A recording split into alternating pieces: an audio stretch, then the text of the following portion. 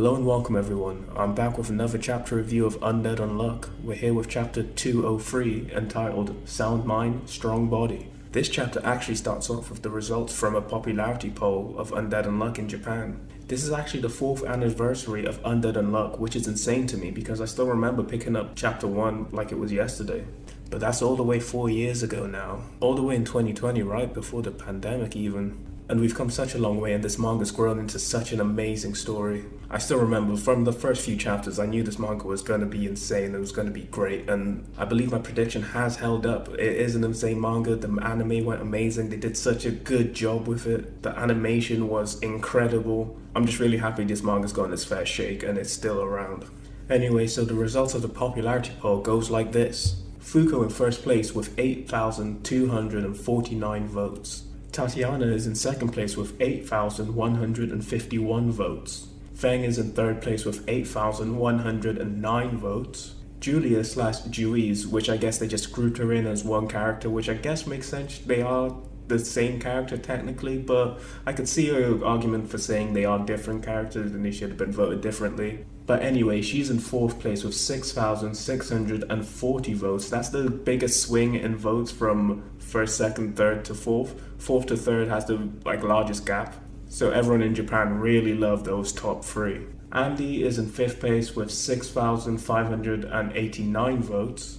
And finally, there is Nico in sixth place with 6,325 votes. So yeah, those rankings kind of make sense. Me personally, I probably wouldn't have Tatiana in my top 2, but I guess in Japan they're more into the cutesy type girl characters. And I guess it is a kind of good testament to Undead Unluck, having the good female inclusion, having the female as a top 1 in your popularity poll. I know she is the lead, but Lucy's the lead in Fairy Tail, and I don't think she got top 1 that often. And if she did, I think you know the reasons why, you get me? And one quick note about the arc with Feng holding up Tatiana, Fuko and Julia. It kind of does play into the dynamic of the union, and even this chapter, having Feng just be the whipping boy, just doing all the manual labor tasks in the union basically, unbegrudgingly really. Hello, this is Mr. Talk post-recording. I just want to add a quick note that I call Feng Shen a lot in this chapter, I think all the way throughout the chapter review, so yeah, anytime I say Shen, just imagine I'm saying Feng. But anyway, in the actual chapter, we start off where we left off last time, as we usually do. Feng has been summoned, and I didn't actually notice this in the last chapter, but Ichiko actually did use the wombo combo technique that we were talking about before, where when she goes second, you can set up your next word in the next round. Even Nico mentions this as a stroke of genius, saying she summoned that weird furry creature so that she can use you in the next word. Although I really don't think that was Ichiko's plan at all. Ichigo does ask if Feng's the real deal. Did he just get teleported there? And I was wondering this as well. Was this just a copy from their imagination, or is this actually Feng? Did she actually summon the real Feng? And I think it is. But before they have time to think about that anymore, Language is loading up her next attack. The dragon that she summoned previously is loading up a Boro Breath. But Feng is just calmly approaching it. He actually realizes this is a game of shiritori, which just shows Feng isn't just muscle, he does have high intellect. So not only can he help out through physical actions in this game, but maybe through some smart thinking as well. There is also a very interesting panel in this scene. Feng pushes away Ichiko in her soul form. It actually is mentioned later on in this chapter, but it shows that he does have a greater understanding of souls, which I wouldn't put it past him to have. He is high in intellect, as I've said, and he's unfazed, he's lived a very long time. But it's actually quite interesting because Soul did say people of that kind of type usually don't believe in souls. Perhaps like Andy, through meeting Fuko, Feng kind of got a hold of souls as well. Because I don't know if he exhibited anything like this in the previous loop. But now in the chapter, it's time for the showdown, and Language is boasting, saying Alone Negated probably doesn't stand her, but then she gets cut off, and Feng just flying kicks this dragon straight in the jaw. This causes the Boro Breath that was loading up to just explode in its mouth. Pause. Then Feng just lands on top of it. Pause again. Feng seems to notice something on the dragon and then begins to attack it at multiple points. He then finally lands the coup de grace on it. He tells Language she possesses quite an excellent superpower, and he feels like this will be great training for him. And to be honest, I really love Shang. Although he's a bad guy in the previous loop, I do just love a battle-hungry, power-loving character. Like for example, my favorite character in Bleach is Kenpachi. And like I said previously, I think this battle with Language I'm gonna like even more than the battle with Beast, especially now that Shen's here. We got a character who can provide some really good action. And I feel like the beast fight was more of a setup for the master rules. We were like learning a lot of stuff near the end of that fight. But with this fight, I'm just thinking I can't wait to see it animated whilst I'm reading. So Feng defeats this dragon, and we actually see some blood coming out of Language's nose. So yeah, we found a way to actually do damage to Language. And I think the key is what Shang noticed on the dragon. So like Nico was saying in the last chapter, when you summon something that doesn't exist, and it does battle and loses, you take some damage like Ichigo did with the Umebozu.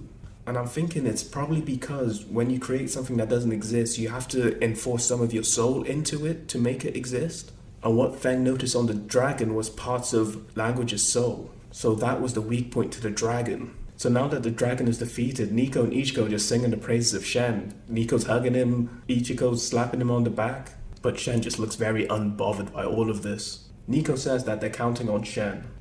And Shen funnily just calls Nico a sig sucker and says it's good that he summoned him. I guess it makes sense that Shen would use sig sucker as a diss towards Nico, as he's pretty into martial arts and fitness, and sucking cigarettes was probably going to hinder your ability to fight, just because it'll probably make your cardiovascular endurance worse. Nico just kind of shrugs this off because he basically has to. He's not going to really do anything against Shen right now. He says Shen will be a great asset to the team because he knows the rules, and he also speaks Chinese, which is a language that's just been added.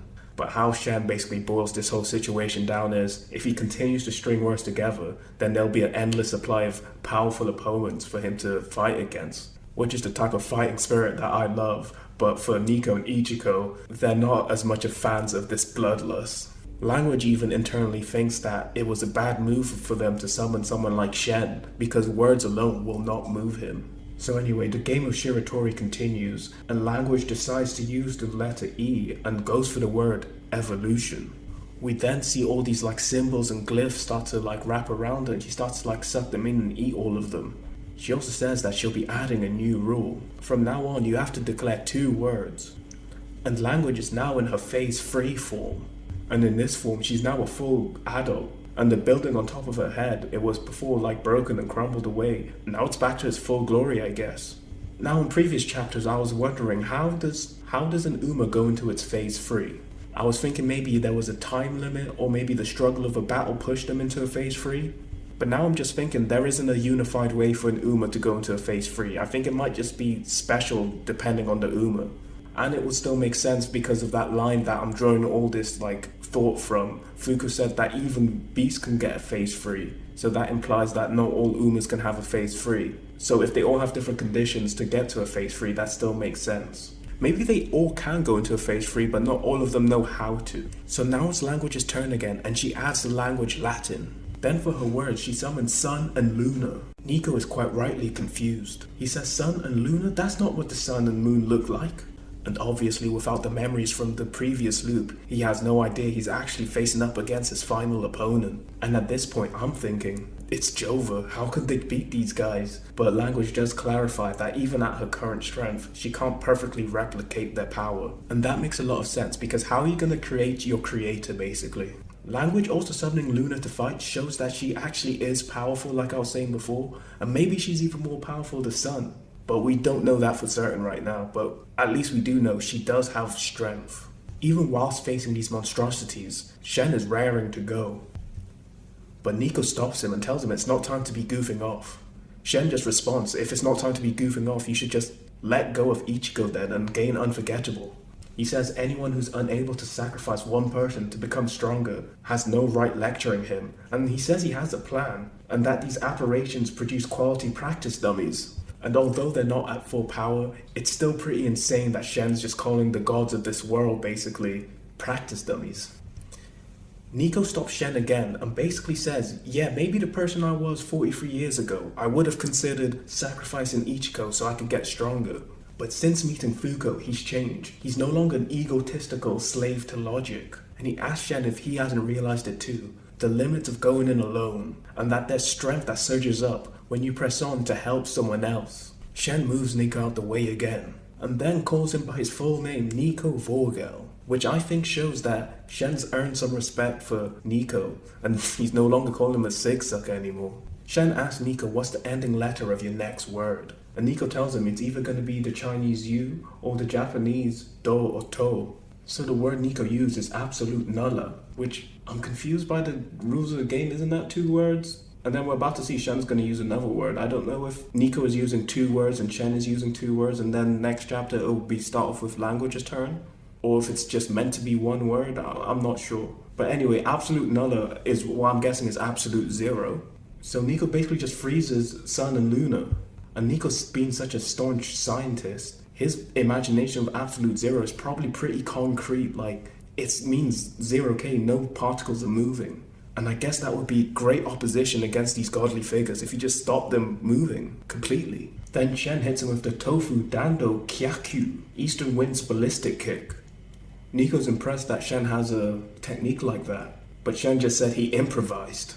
And he says his techniques will remain in this world, forever ingrained in word form. So I'm thinking what Shen did is maybe he just had some unnamed techniques and he's just adding a name to it on the fly so that he can use in this game. And it brings me back to what I was saying before. Shen is a pretty intelligent guy. He's going to be a great asset to this battle. And this is where the chapter ends off. This was a great chapter. Having Shen involved has made me so excited about this fight. Like I said, I love these battle-hungry characters. Luna is now in her phase 3, and her summoning Soul and Luna was not what I was expecting. And I feel like I keep saying that these last few chapters. Yoshifumi's just hitting with more things I'm just not expecting. I can't predict it. And that's why I love Undead Unluck. But that's all I have for now, guys. Thank you for watching, and I'll see you later.